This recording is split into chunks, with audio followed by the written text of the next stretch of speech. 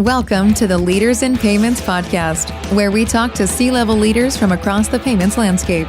We'll be discussing the products and services that impact the payment space today, as well as trends and predictions for the future of payments. We will also hear stories from our guests about their journeys to the top.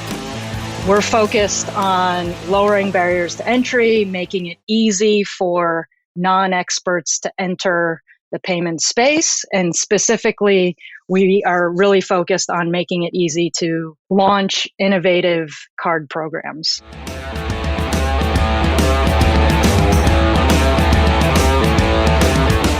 That was Meg Nakamura, the co-founder and CEO of Apto Payments, and she is our special guest this week. This is episode 114 of the Leaders in Payments podcast, and I'm your host, Greg Myers. Meg grew up in the suburbs of Chicago and has been in San Francisco for the last 13 years. She's passionate about enabling other companies to solve interesting use cases with their products. Apto was started in 2014 and currently has approximately 50 employees. In 2015, Apto launched the first U.S. Bitcoin-backed debit card. Today, Apto is focused on eliminating barriers for entry and making it easy for non-experts to enter the payment space with a focus on helping their clients launch innovative card programs.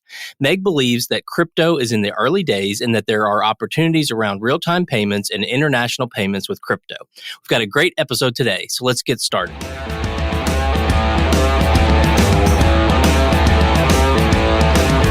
Hi, Meg. Thank you for being here and welcome to the Leaders in Payments podcast. Hey, Greg, thanks so much for having me. It's an honor to be here. Great. Well, let's dive right in. Tell our audience a little bit about yourself, maybe where you grew up, where you went to school, where you currently live, a few things like that. Sure. So let's see, by way of background, I am Japanese American and I grew up in the suburbs of Chicago. I've lived in Tokyo, New Jersey, New York, and now, 13 years in San Francisco. Okay. Does that finally feel like home? I guess it does, doesn't it? Yeah. Okay, well, let's jump in and talk about Apto Payments. So tell us what Apto does. So Apto, at the highest level, our mission is to help bring positive change in the world. And sure, maybe that sounds fluffy, but the way in which we do that is we aim to provide companies and entrepreneurs access to the payments ecosystem so they can then deliver amazing products to their customers that they can't live without. We're focused on lowering barriers to entry, making it easy for non-experts to enter the payment space. And specifically, we are really focused on making it easy to launch innovative card programs. Okay, and how big is the company? We just surpassed 50 people. So we're 50 people spread out in the US as well as in Spain. Okay. And your customers are other fintech companies? Our customers are fintech companies, but also non-fintech companies. I think over the last several years, whether it's this embedded finance movement or whatever you want to call it, we're seeing non-finance companies enter the payment space and launch card programs that are very meaningful to their brand and their strategy. Okay. And when you say card programs, is that sort of step one and there'll be other products in the future? So I think when I talk about non-fintech customers, call it even Apple. They just launched a very flashy credit card program with Apple not too long ago. And now you see them getting into buy now, pay later. And so it becomes part of a suite of products for our customers. And we're excited to be part of that strategy. And how do you go to market? So do you have a direct sales force or do you have channel partners? What's your sort of go-to-market strategy? So I think this is one of the areas that we're most proud of, which is, I guess by way of background, I should add that I was a former consultant and worked at a company that worked with a lot of banks and financial institutions. So the opportunity that my co-founder and I saw was really to rethink the whole way that this industry is thought about and approached and really serviced. So what we're doing and what we're really excited about is to create more and more self-service developer tools. We have an offering that we've called instant issuance, much like in the acquiring space where customers can go sign up on their own time, develop their front-end tools, drop code in and really start accepting payments without talking to a sales team. We're trying to deliver that same experience on the issuance side. So what that means is if you have a vision for a card program, rather than having to knock on a door, send emails to sales teams and ask for time and meetings and review contracts and go through that whole rigmarole, your team can go sign up for an account on our website, access our developer tools 24/7, start building in Sandbox, and then even move to production all on your own schedule, all on your own time. So the reason why I say all that to your question is coming back to what is our go-to-market strategy. It really is, at this point, word of mouth. We've had tremendous success in referrals from our partners, but really the inbound has been so great that we haven't really yet needed to develop that outbound sales strategy. Nice. Well, what would you say differentiates your company from your competitors out there? So I really come back to this idea of rethinking how we approach this business. And I guess to give you a foundational way of thinking about it, we're at 50 people right now, and we have over 100 customers. And so that ratio of customers to people is 2-to-1. And if we do this right and we automate as much as we can and we really optimize for the self-service principle of what we intend to deliver in the market, then that ratio of customers to employees should continue to grow very, very rapidly and hopefully exponentially. I don't think others in this space are really thinking about that as a key KPI, or at least that's not how we've seen it to date. So we're excited about how we can grow this business, scale this business, and really accomplish a lot with a relatively small team. And have you raised money to launch the company? We have. We are, 7 years into this company. We started in YC in 2014. So it's been a bit, but as you well know, payments is hairy and it's complicated, and the unknown unknowns are quite many. And so at every turn, it feels like you're uncovering a new rock or you're turning over a new rock. So it's taken a bit to get here, but we're really excited for where we are. Okay. And where do you see the payments industry heading, say, in the next 2 to 3 years? 2 to 3 years. So I would say that pre-pandemic is already 2 years ago, right? So even in that time frame, I feel, at least in San Francisco, that we've seen tremendous acceleration of mobile payments, and specifically in-person NFC, mobile-based Apple or Google phone related payments. I think the idea of carrying around plastic, the idea of signing paper, all of that stuff will quickly go away. I also, from our perspective, I've seen some actual tangible progress in the crypto space. And so I'm proud to say that we are settling in stablecoin, and that's a really cool development from our perspective. Okay.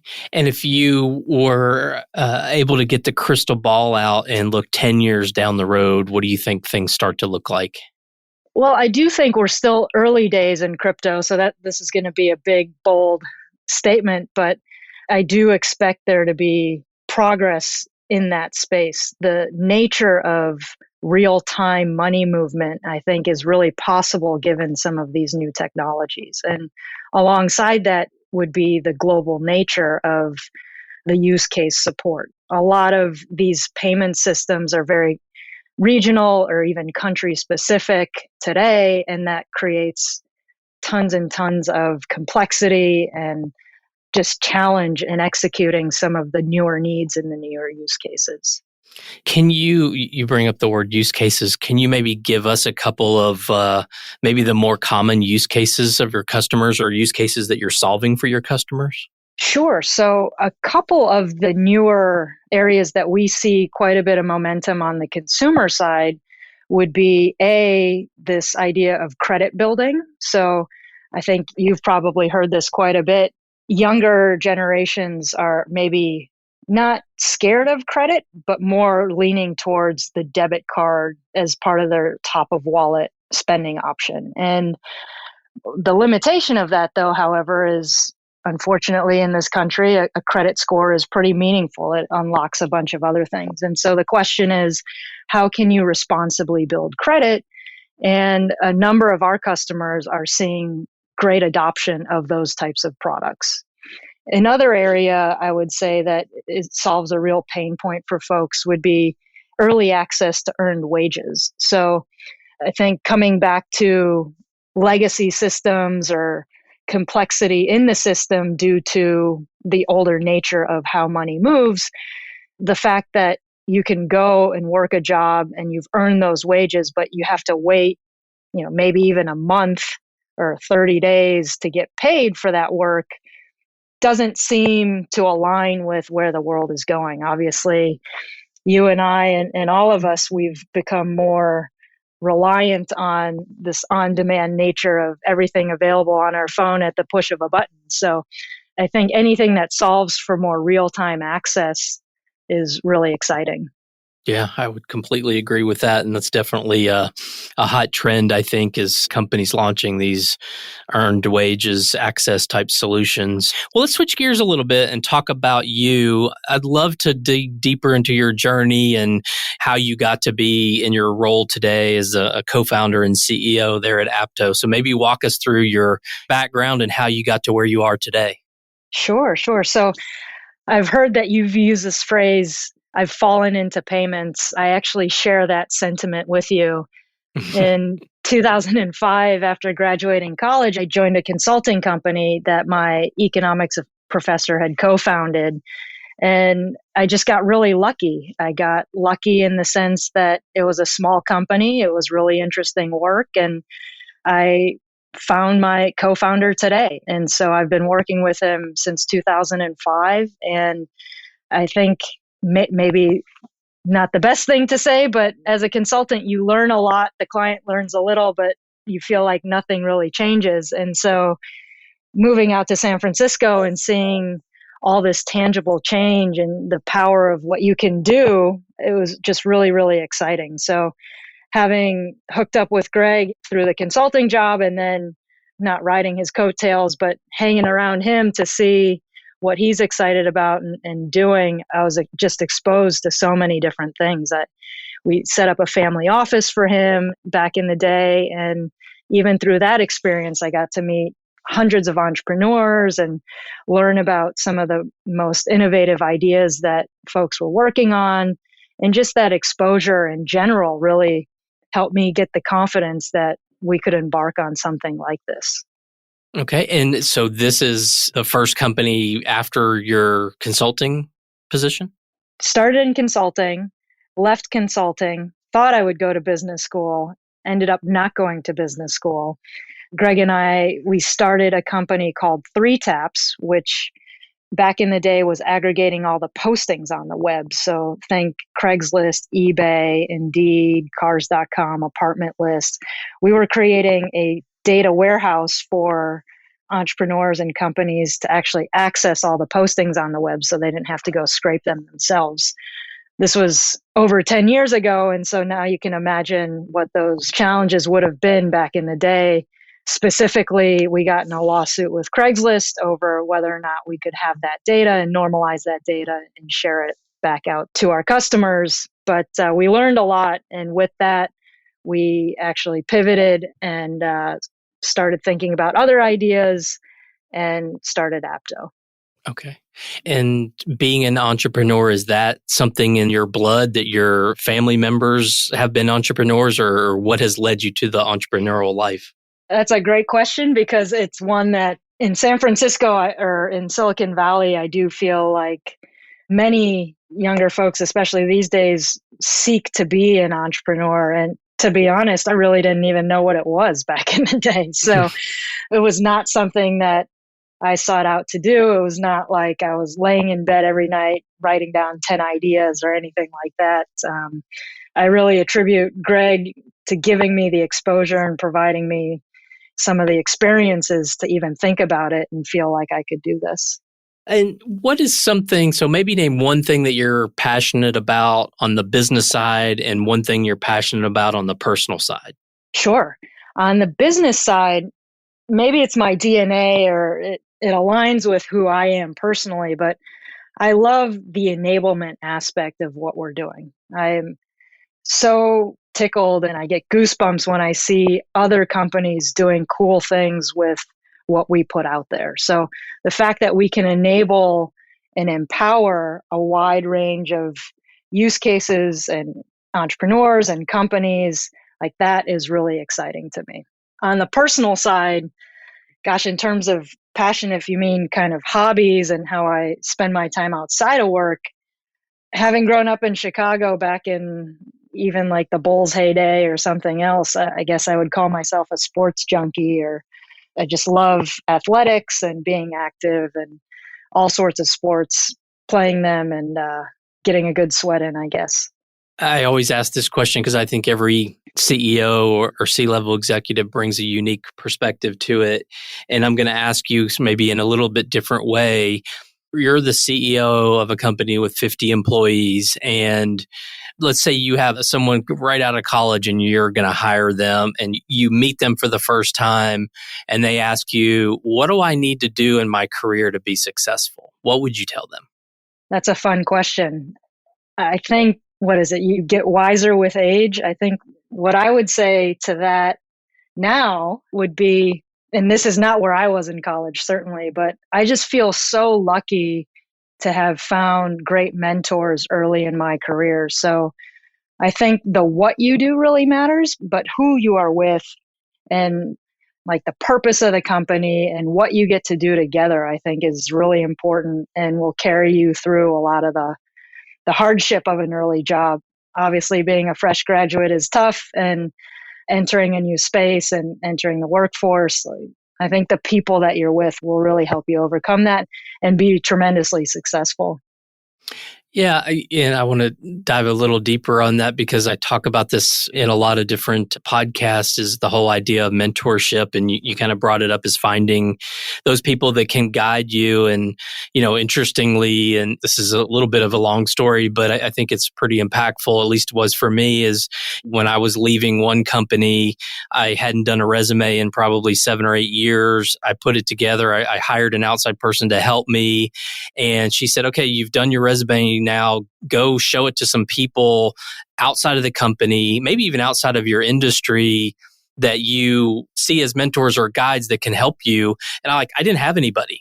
She's like, oh, you're one of those who just put your head down and worked your butt off and didn't create a network and didn't get a mentorship or whatever. And I feel like that was so impactful for me because at that point I knew what I'd been doing wasn't the right way as far as trying to build a career. And I think I'm curious from your perspective, do you see mentorship as something that you purposefully do, or for you, did it just sort of happen? Just like most things, there's probably not a single right answer, but given the option, I would 100% very much encourage any graduate or any fresh graduate to seek that mentorship.